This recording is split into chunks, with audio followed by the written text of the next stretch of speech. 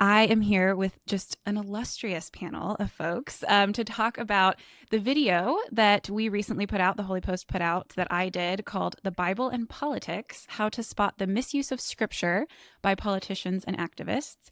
And so we have a panel here of people from a variety of backgrounds, which is so wonderful. First, we have Dr. Carmen Imes, who is an associate professor of Old Testament at the Talbot School of Theology at Biola University and a Holy Post pundit. So thank you for that. And then next we have Dr. Andrew Whitehead, who is an associate professor of sociology at Indiana University, Purdue University, Indianapolis, which is splitting, right? It is, yes. So next fall it'll be Indiana University, Indianapolis. So great. Yeah. Yeah. Thank you for being here. One of the leading scholars of Christian nationalism in the United States.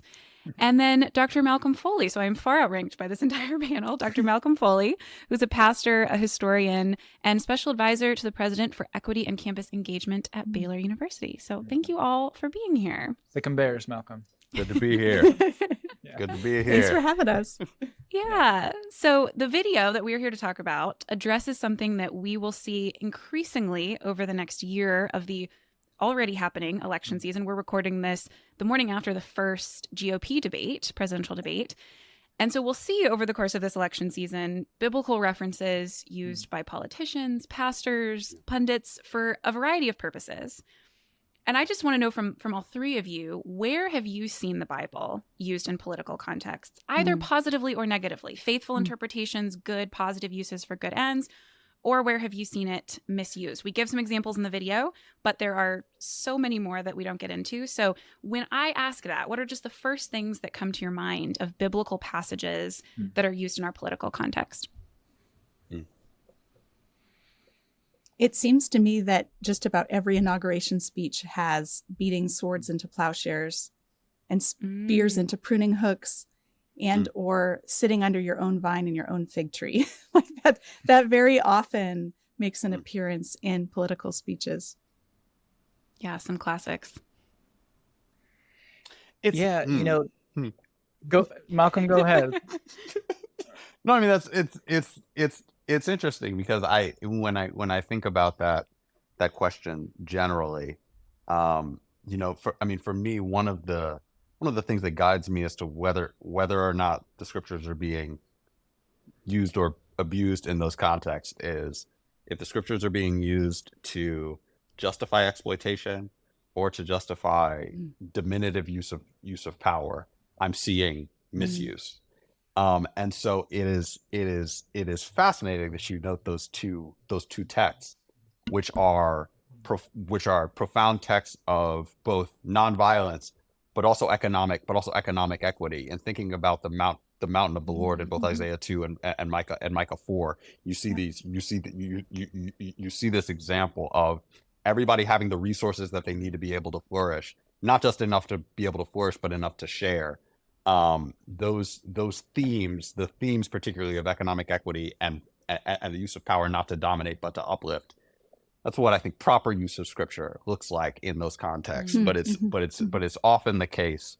It's often the case that that's not the ultimate purpose for which those texts are actually invoked. But that's my side note. Yeah, no, that's good. I was thinking, like, we have a preacher here. I wondered if you were about to really get going. Look, we only got a limited amount of time. So I don't want to. Yeah.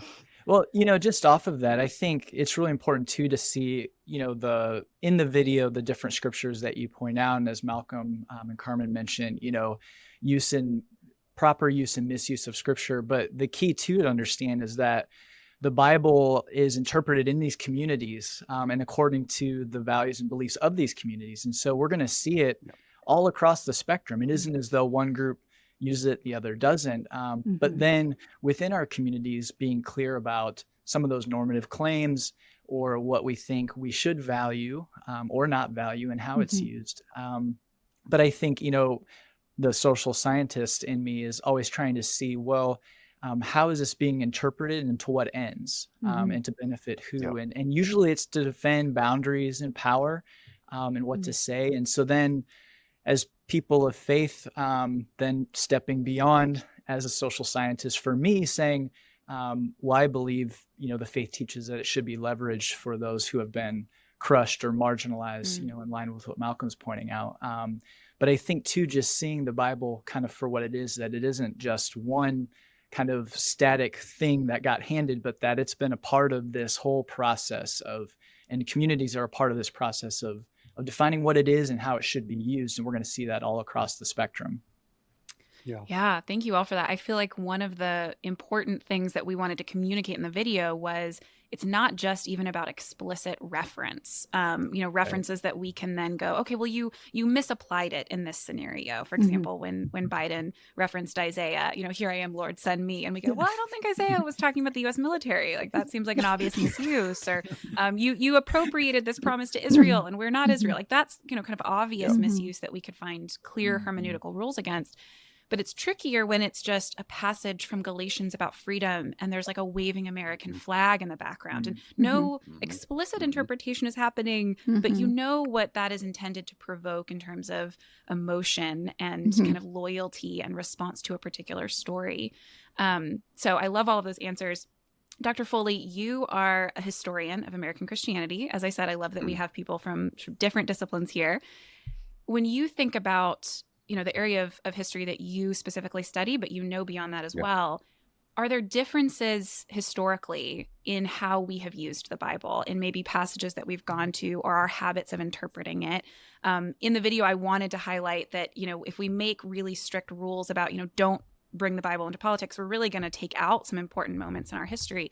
But are there differences throughout history? Are there things we can learn from it that maybe I didn't, talk about in the video?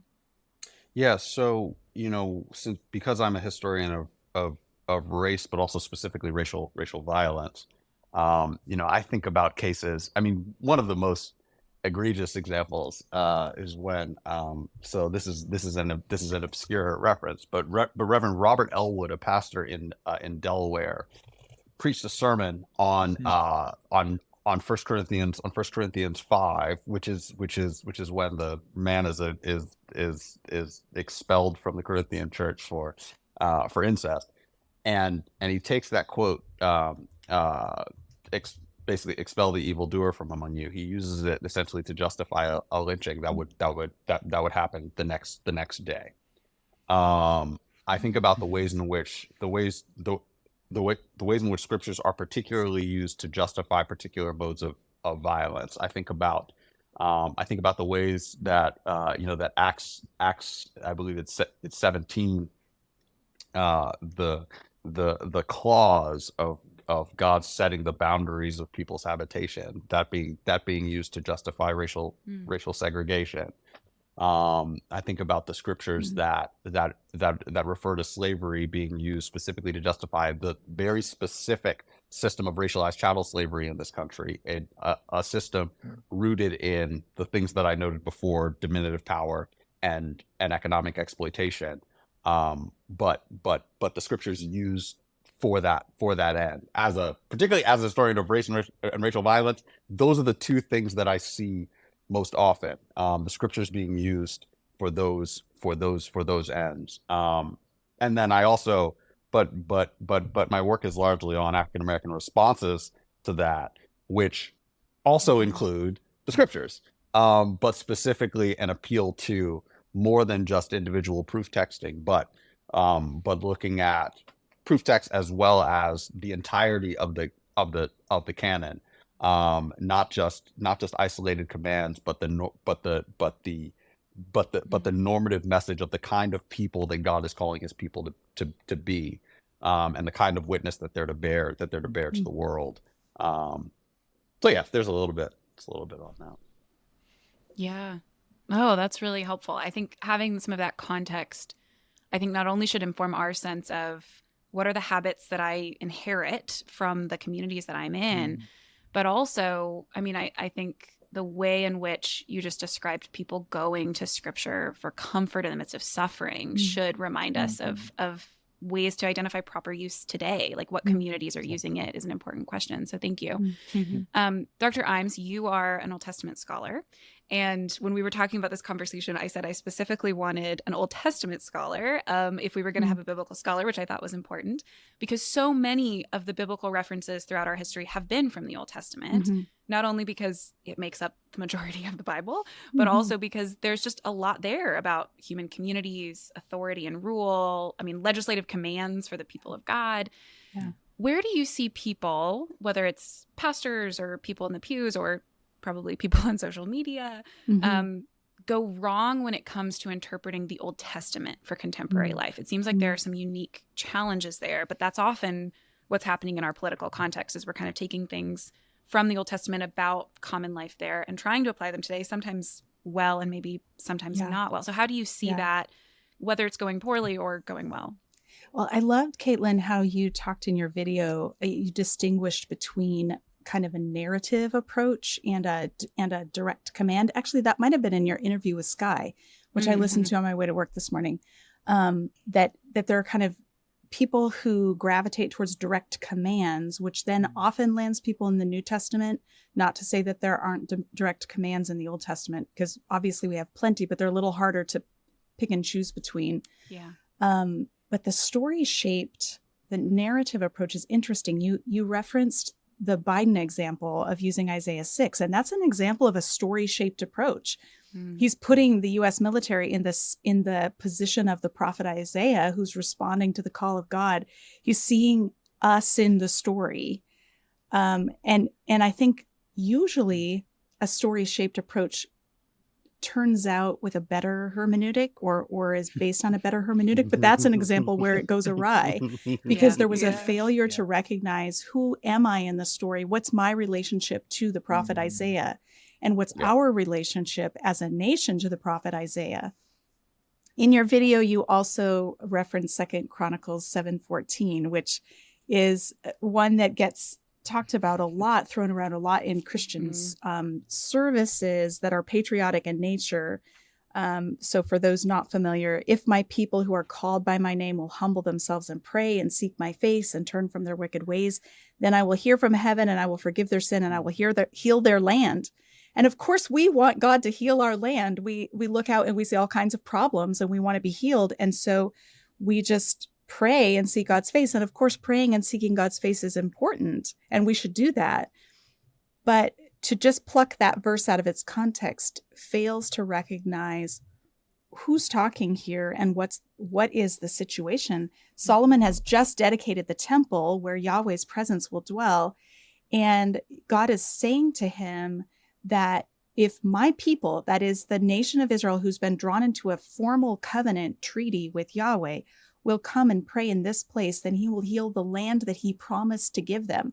And there was such clear teaching throughout the Torah that if they failed to keep the covenant, they would experience all kinds of problems in their land. They would experience drought and famine and war, and there would be diseases, wasting diseases that would come on them, the diseases of Egypt. And so the healing of the land is particularly tied to covenant faithfulness. And we can't just take that and excerpt it and think, oh, this is a promise that if Americans pray, then everything will go well in America, because we're not living on land that God promised to give us. Yeah. Oh, Carmen, that's so helpful. I was just, I have a chapter in my new book that deals with John Winthrop's A Model of Christian Charity. And I was just looking back over it this morning because last night in the GOP debate, there was a reference to America as a shining city on a hill. There we go. And I was looking over, what I had written and kind of thinking, like, what does this say now? And I'm just so struck by he, in that speech, makes a reference to Deuteronomy 30, that God will bless them in the land that he's given them to possess. What a, terrifying thought that you would just adopt a promise that would lead to the kind of suffering that adoption of that promise led to. The idea that now this is a divine gift from God and we can justify any evil to possess this land because God has given it to us. It was humbling to me to realize, oh, wow, misapplication can have just these horrendous kinds of results.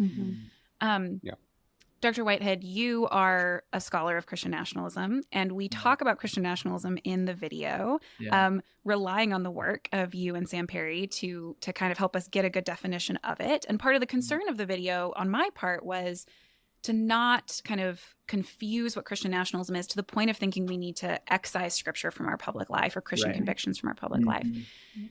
What did you think of my parsing of that? Is that an accurate representation? And along those same lines, how can we discern when this is a kind of Christian nationalist use of scripture and when it really isn't? Maybe this is actually faithful use in public life.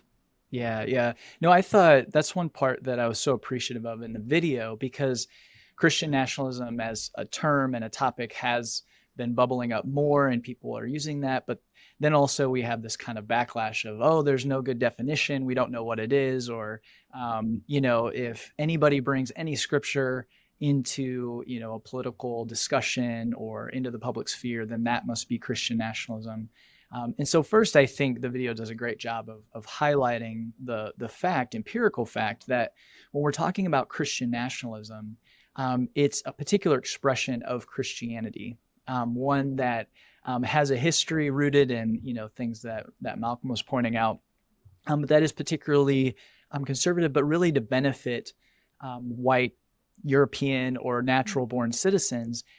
Because again, as you were just talking about, as they made their ways to these shores, we're operating under this idea of, doctrine of discovery and manifest destiny, that this land is for them and that God has reserved it for them. And they can do whatever they want to the point of enslaving, killing, anything, because again, this was made for them. And so that is a part of the history of Christianity in this nation, and one that we have to look at really hard and long, because we can see how scripture again can be misused, abused, if folks aren't careful, or I think especially if we are using it to the point to protect power and access and privileged access to power for one group. And so when we're talking about Christian nationalism, that's the key point, is that it isn't just power, but it's self-interested power. And it's one that is focused on creating and defining the us versus the them. And generally the us, right, is very particular and very focused. And in this country, the us has largely been, again, natural born white American Christians. And so I think the way that I try to write about and following the lead of others to protect against this, it's not that Christians aren't called to be active in the public sphere, aren't called to take their belief systems and to be a part of that process, but to listen to the leading and the voices of those who have been marginalized, have been silenced, and to, in that sense, leverage the power and privilege they have to that benefit, to open up the benefits of society to everyone. And that, I think, is getting at some of the, the better vision of the United States, that a people in a place that all are created equal, which we haven't didn't live up to for centuries. But the goal, and I think Christians can be a part of that, but we have to be careful that, again, we aren't focused on a self-interested power, but we're one that's opening it up to everyone. And so, really quickly, the civil rights movement is just a wonderful example where one of the results of that is a Civil Rights Act that opens up the access to the vote to everyone. And it isn't as though they said now only Black Americans can vote and white Americans, you cannot vote because you've had it for 200 years. They said, no, we want everyone to be able to vote. And that is power applied to the benefit of all and not just a small group. And so when we see this particular expression of Christianity in the public sphere only arguing to benefit the small group, the us, that's where we see Christian nationalism at work. That's really helpful. Thank you. And that's, how you just described it is, I think, so important for us to go back to our history and ask those kinds of questions of for sure, what we're saying now needs to make sense of what's happened, and what's happened has to help us make sense of what is now. Yeah. I wish we had way more time to talk about all of this. We don't have a lot of time, but in the video, and I won't spoil it, the video gives kind of two signs that scripture has been misused. But if people want to know what those are, from my perspective, you're going to have to go watch the video. But if you all, as people are approaching an election season and they're wondering, just like last night in the debate, I hear a biblical reference What do I do with that? Mhm. What would be one kind of response that you would have people have? Either a way to discern if this was good or not, or a practice to have, or some kind of response so that when we as Christians especially hear scripture used in public life, we don't fall into the trap of just going like, oh, great, I love the Bible, I'm glad it's showing up somewhere, but we actually have a response of discerning or some other kind of response to help us be more faithful in our public lives. Kaitlyn, I give my students the 3-legged stool test. And I tell them, if you want to know if an interpretation of the Bible is solid and stable and like not somebody's harebrained idea that goes off track, think of a 3-legged stool. You need all 3 legs for it to be stable. And the 3 legs of the stool of biblical interpretation are historical and cultural context, literary context, and theological context. And that's the 3-part test that I would give to anything, So President Biden says, here I am, send me, applies it to the military. Okay, does this pass the literary test? Is this fair to where this passage is at in its literary context? Is it fair to how it would have been heard in its historical cultural context? Like, is this application consistent with the historical context, with how people would have heard it and understood it originally? And then the theological test is, where am I in relation to this text? Where are me and where's my nation in relation to the nation being talked about? And so I think if we parse that out, we can quickly see, oh, we're missing a leg on the stool, or we're missing all 3 in some cases.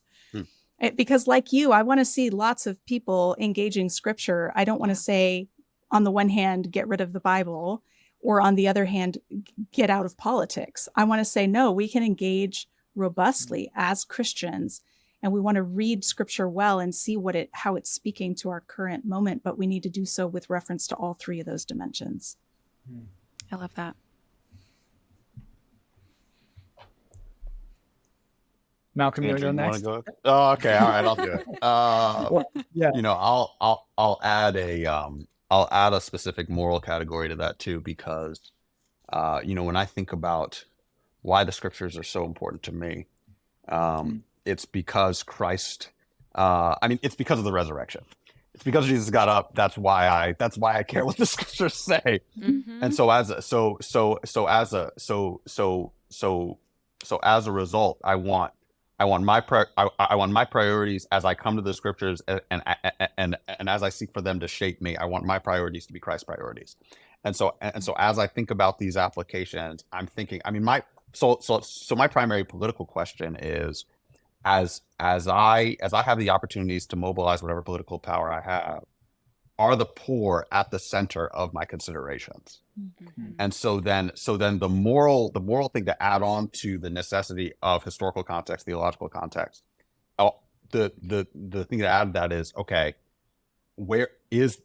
how does this use of the scripture affect the poor and the weak? If it continues to facilitate their impoverishment and weakening, there's an issue there. Because Christ is in the business of redemption. And so all of those things are necessary for me to understand the scriptures, but also to think through what faithful application looks like. It's why I said in that first point, if they're being used to justify exploitation or the diminutive use of power, one of the things that reminds me is, well, Jesus told us power is supposed to look a particular way because he came not to serve but to be served, and our resources are to be seen in a particular way, as opposed to being a source of our anxiety or our kind of self-aggrandizement. They're to be used for the needy. So I think about those are the things that run through my mind. That's so helpful. Yeah. And so, really, there's not much that I can add to either of those, other than, again, to kind of underscore that, if we're worried about scripture being used in such a way in our public discourse that it's inching us towards Christian nationalism, it isn't as though scripture can't be a part of that. But if it's pushing us towards fear of others, or defining us versus them, if it's making us and turning our hearts, almost like checking in with yourself, is this pushing me to love and sacrifice and serve? Again, as Malcolm points out, when Christ preached his first message, that it was good news for the oppressed and the poor and the blind and the impoverished, and talking literally about those folks. Is it pushing me towards that, or is it pushing me to circle the wagons, to fear those on the outside, rather than me or us for them? It's us against them. I think thinking about where these messages are pushing us and how Scripture is being used to push us towards that.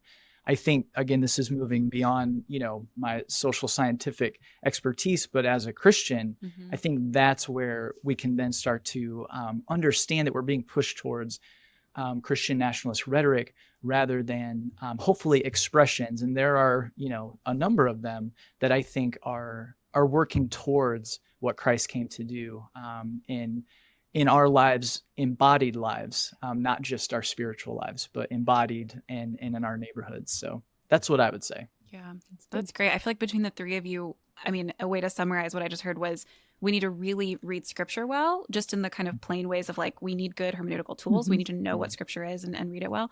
And we need to read our context well. We need to know the place that we're in and the demands upon us well. If you have listened to this whole thing and you're like, what have they been talking about? I have a video for you that is on the Holy Post YouTube page, so you can go and watch it there. Thank you all so much for your time and the generosity that you've showed today and your expertise. I think it will really help all of us who are navigating the next year. So thank you.